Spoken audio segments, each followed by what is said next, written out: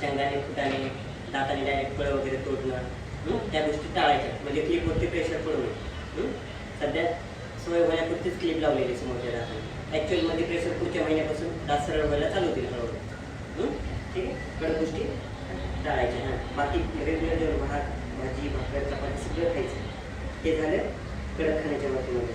दुसरं स्वच्छता, सकाळ संध्याकाळ सॉफ्ट वाला ब्रश चांगल्यापैकी करायचा. ब्रश लागून द्यायचा नाही, त्याला जोरात ब्रश नाही करायचा. सॉफ्टमध्ये ब्रश करायचं सकाळ संध्याकाळ. आणि जेवण झाल्यानंतर चांगल्यापैकी चूर करायचं. क्लिपच्या आजूबाजूला लागलेलं असलं सगळं निघून जातं. त्यामुळे स्वच्छता चांगली ठेवायची. जशी आता काही कुठलं तर समोर ठेवायचं, शिकून द्यायचं.